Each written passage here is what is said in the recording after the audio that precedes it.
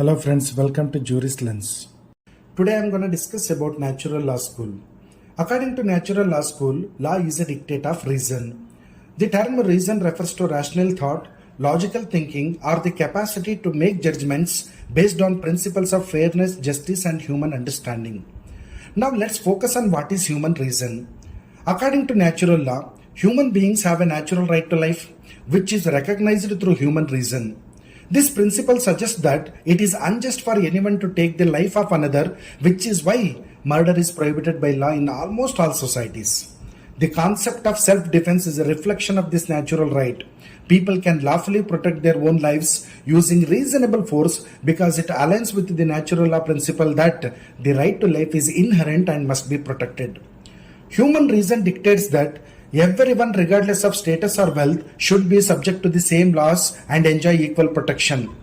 The Civil Rights Act of 1964 in the United States, which prohibits discrimination based on race, color, religion, or sex, aligns with the natural law principle that all humans are equal in their inherent rights. This is universal moral principle. So what are universal moral principles? Universal moral principles are ethical guidelines or values that are believed to apply to all human beings regardless of time, place, or culture. These principles are considered to be inherent in human nature and are discovered through human reason. Hence, they form the foundation for laws. The principle of innocent until proven guilty is a key aspect of this universal moral principle. Privacy laws like those concerning personal data protection and surveillance uphold the universal moral principle that individuals have a right to keep their personal life private from anyone. This is universal moral principle that no person shall be unlawfully detained or imprisoned without just cause. Habeas corpus is a legal remedy that protects individuals from arbitrary detention, requiring authorities to justify the detention of a person in court. This is universal moral principle that a person should not be tried or punished for the same offense more than once. Double jeopardy ensures that once an individual is acquitted or convicted for a crime, they cannot be tried again for the same crime. So according to natural law school, law must be based on human reason and universal moral principles. Now let's focus on silent features of natural law school. Number 1, moral foundation of law. Natural law theory argues that law is inherently connected to morality. Law and ethics are not separate. If a law contradicts moral principles, it is unjust. For example, prohibition of child laboring is legal. Ethically, it is wrong to exploit the children as they have right to education. Hence, according to natural law school, law and ethics must go hand in hand. Number 2, universal and eternal. Natural law is based on the concept of universal principles that apply to all humans regardless of culture, time, or place. For example, right to equality is a universal principle that everyone shall be treated equally without discrimination. These principles are eternal, not changing with societal shifts or governmental decisions. Number 3, human nature. The natural law school holds that there are inherent human rights that come from nature or divine origin. Say for example, right to life, freedom of speech and expression, freedom of religion, these are inherent human rights. There is no need of any authority or government to provide these rights because these fundamental human rights are made available by birth itself. These rights are part of being human and cannot be taken away by the state. Number 4, reason as the guide. Natural law emphasizes the use of reason to discover what is morally right. Through rationality, humans can understand the natural laws that govern human behavior, which means that every person knows that what is right and what is wrong. If any laws which are against nature, those laws are unjust laws. Now let's focus on historical origins of natural law school. The roots of natural law can be traced back to Greek philosophy, particularly the works of Aristotle and later Roman thinkers like Cicero. However, it was during the Middle Ages that Christian theologians like Thomas Aquinas integrated natural law with religious and moral philosophy. Thomas Aquinas is one of the most significant proponents of natural law. He argued that natural law is part of God's design and that human beings can use their reason to understand the moral order of the world. For example, in its ancient form, Hindu law was natural, divine, and eternal. Now let's focus on key theorists of natural law. Number 1, Aristotle. While he did not define what is a natural law per se, he believed in natural justice, which is similar to natural law. Aristotle argued that right reason and moral virtues lead to the ultimate human good. This involves living in accordance with reason and cultivating moral virtues such as courage, honesty, and temperance. His theory of justice implies that law should align with the natural order of the world, so every law made by the government, principles of natural justice must be kept in mind. Number 2, Cicero. Cicero believed in the existence of a universal law which he called right reason or law of nature. He argued that this natural law was a part of human nature and that it could not be violated by human laws. No authority can make laws against nature, hence natural law must be respected. St. Thomas Aquinas. Aquinas integrated Christian theology with the idea of natural law, emphasizing that God's law is reflected in human reason. According to him, natural law is the reflection of God's eternal law in the human world. Every person shall act in a way that directed by the divine law according to the Thomas Aquinas. John Locke. Locke argued that individuals have natural rights to life, liberty, and property. These rights are inalienable and cannot be given up or transferred even with consent. So Locke's idea of social contract was grounded in natural law principles, stating that individuals agreed to form governments to protect their natural rights. If the government violates these rights, it loses legitimacy. Jean-Jacques Rousseau's social contract theory emphasized the idea that a law should reflect the general will of the people and serve the common good. He saw natural law as the moral compass guiding society towards justice and equality. Now let's focus on examples of natural law in action. Number 1, abolition of slavery. Slavery was once legally accepted in many societies. However, from a natural law perspective, it is immoral because it violates the inherent human dignity and the right to freedom. So the abolition of slavery can be seen as an application of natural law reasoning, particularly the belief in the equality and freedom of all human beings. Number 2, human rights. The concept of human rights is heavily influenced by natural law. The Universal Declaration of Human Rights echoes natural law principles, asserting that all humans have fundamental rights that cannot be taken away. The right to life, liberty, and security of a person, as articulated in the Declaration, is seen as an inalienable right that comes from natural law. Number 3, women's suffrage movement. Women's right to vote was long denied in many countries. However, advocates for women's suffrage argued that denying women the vote violated the principles of equality and justice, which are a part of natural law. Let's focus on criticisms of natural law theory. Number 1, subjectivity of morality. Natural law theory asserts that there are universal moral principles that can be derived from nature. However, morality varies widely across cultures and individuals. For example, in ancient societies, slavery was considered morally acceptable and even natural, while in modern times, slavery is universally condemned as immoral. Number 2, religious bias. Natural law theory is often associated with religious beliefs which may not be applicable in secular societies. For example, in Christian natural law, sexual acts outside marriage are considered immoral because they violate the natural order as prescribed by religious doctrine. This bias makes it difficult to apply in a pluralistic society where people follow different religions or no religion at all. Number 3, unclear criteria for determining natural laws. Natural law lacks a clear, consistent criteria for determining what is natural or what laws are inherent in nature. For example, the natural law theory might suggest that protecting life is a universal moral imperative, but it fails to specify whether this extends to situations like euthanasia, abortion, or the death penalty. In these cases, the application of natural law becomes vague and open to interpretation. Number 4, conflict with positive law. Natural law asserts that the legitimacy of a law depends on its moral correctness, which can conflict with the positivist view that law is valid regardless of its moral content. Number 5, practical application issues. Natural law theory struggles to provide guidance for contemporary ethical dilemmas and technological advancements. For example, issues like cloning or artificial intelligence do not have clear moral guidelines in the framework of natural law. Natural law theory doesn't provide answers on how these new developments should be governed, leaving it to contemporary legal systems to decide.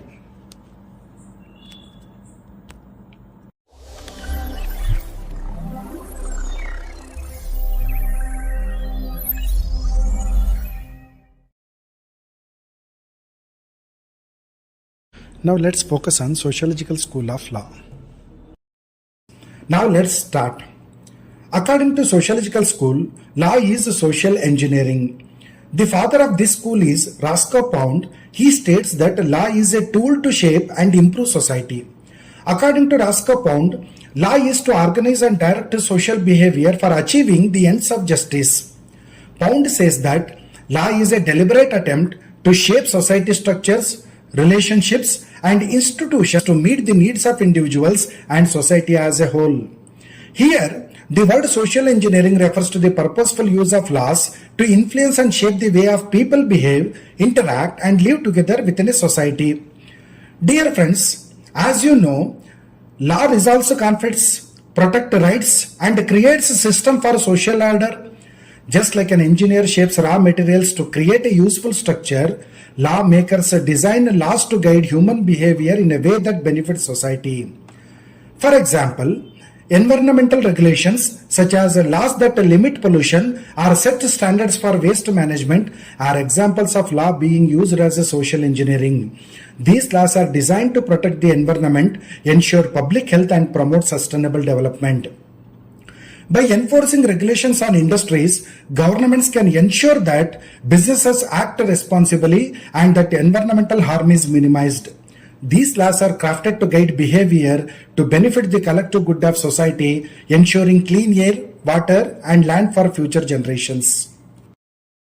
For example, laws like the Civil Rights Act of 1964 in the United States, which prohibits discrimination based on race, color, religion, sex, or national origin, are aimed at reshaping social relations to promote equality and justice. These laws were enacted to address social inequalities and create a more just society. By outlining discriminatory practices, the law serves to restructure social systems such as workplaces, schools, and public services to ensure equal opportunity for all citizens regardless of their background. For example, laws regulating marriage, divorce, child custody, and child protection are forms of social engineering. These laws are intended to create stable family structures, protect children's welfare, and prevent family breakdowns. Family laws shape the behavior of individuals and families, promoting stability in personal relationships and ensuring that children grow up in environments that are healthy to their physical and emotional development. For example, divorce laws are designed to protect the rights of parents and children, balancing fairness and the interest of all the parties involved. For instance, speed limits, traffic lights, and laws against drunk driving are all examples of laws used to engineer safer and more efficient transportation systems. These laws are designed to reduce accidents, ensure public safety, and regulate the flow of traffic in a way that benefits everyone on the road. By guiding drivers' behavior through laws, societies can reduce traffic-related injuries and fatalities, creating safer communities. For example, laws that regulate the healthcare system, such as those that require vaccinations or mandate certain health and safety standards in hospitals, represent an effort to engineer a healthier society.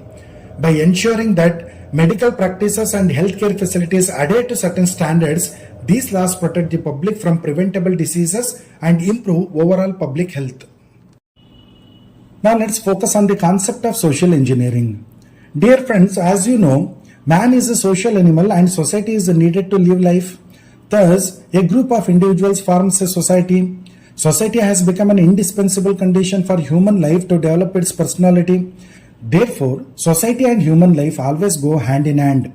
Every human being is also born with certain desires and expectations in society. From childhood to old age, every human being expects his wish to be fulfilled, for which a conflict of his desires or claim arises and which falls under the term of interest. But it is highly impossible to fulfill all the desires of a man. Hence, the concept of social engineering has come up to fulfill the desire of maximum human beings for the welfare of society, and which was formulated by Roscoe Pound. This involves a rebalancing of competing interests. According to Pound, while making laws, social facts has to be taken into consideration. Like an engineer by his skill discovers new devices and formulates their requirements by means of a developed technique, jurisprudence thus becomes a science of social engineering, which means a balancing between competing interests in society. So Pound's theory that interest is the main subject of law and the act of law is the satisfaction of human wants and desires. It is the function of law to make evaluation of those interests. All this is nothing more than the social engineering according to Roscoe Pound. Here, Pound classified interest into individual interest, public interest and social interest. Number 1, individual interest. Individual interest could be classified into 3 categories. Number 1, personality interest. Number 2, domestic interest. And number 3, subsistence interest. Personality interest includes interest in physical person. For example, freedom of will, honor and reputation, right to privacy, belief and opinion. Our constitution also guarantees certain personality rights as fundamental rights. In Aadhaar judgment, right to privacy was held implicit in Article 21 of our constitution. Domestic interest. Domestic interest include interest in parents, children, husband and wife. Hence, we have laws imposing legal obligation to maintain parents, wife and children. Subsistence interest. These include interest in property, freedom of industry and contract, freedom of association and continuity of employment. Again, Indian Constitution guarantees freedom of trade, profession, business and occupation as a fundamental right under Article 19 Clause 1, Subclause G. Number 2, public interest. According to Pound, public interest essentially involves claims of the state as a politically organized association. The interest of the state as a juristic person involves interests such as interest in integrity and honor of the state's personality and freedom of action. Hence, we have punishable offences such as waging of war against the state, sedition, etc. Number 3, social interest. These are essentially the claims or interest in terms of social life, and these are considered as the interest of social group. It includes interest in general safety, general health, peace and order. Hence, we have laws such as BNS, Criminal Procedure Code, Epidemics Act 1897 to protect public health. For example, marriage is an important social institution and hence laws are there to protect institution of marriage. So the interest of society also lies in preservation of general morals and hence laws are enacted to deal with gambling, prostitution, etc. Now let us focus on Jural postulates. What are Jural postulates? Jural postulates refers to basic assumptions or principles that underpin the functioning of law and society. Pound identified these postulates as fundamental needs for any legal system to function effectively and promote social order. In simple terms, Jural postulates are the foundational conditions that law assumes to exist in society, such as the need for individuals to have rights, to act freely within limits, and to coexist peacefully. These postulates reflect the essential needs of society that law aims to address, like protecting personal rights, ensuring fairness, and maintaining public order. So which are those assumptions according to Roscoe Pound? Jural postulate 1. In civilized society, men must be able to assume that others will commit no internal aggression upon them. Hence, we have enacted criminal laws. Jural postulate 2. In civilized society, men must be able to assume that they may control for beneficial purposes what they have discovered under the existing social and economic order. Hence, we have enacted law of intellectual property rights. Jural postulate 3. In civilized society, men must be able to assume that those with whom they deal in the general intercourse of society will act in good faith. Hence, we have law of contracts. Jural postulate 5. In civilized society, men must be able to assume that those who engage in some course of conduct will act with due care not to cause an unreasonable risk of injury upon others. Hence, we have law of torts. Jural postulate 5. In civilized society, men must be able to assume that others who maintain things or employ agencies harmless in the sphere of their use. Hence, we have strict liability principle. Now, let's focus on critical analysis of Pound's theory. Number 1. Pound is criticized for suggesting application of social engineering using much more a scientific word to solve social conflicts. It suggests mechanical application of the theory on social desires and interest which keep on changing from time to time. Number 2, Pound considers interest de facto inspires legislation, but this is not true always. Sometimes law appears first and then interest is demanded. As far as Pound's interest is concerned, value of interest may change from time to time and it's very hard to prepare any strict and efficient preference chart of various interests. Number 4, all interests cannot be reconciled or adjusted. As for example, interest of capitalists and laborers can never be reconciled. Similar is the situation of interest of minority and majority. Number 5, Jural postulates are based on basic assumptions of Western society. These basic assumptions are not universal in nature, hence his theory were criticized. Number 6, classification of interest appears useless, as interests are keep on changing as per the political and social factors.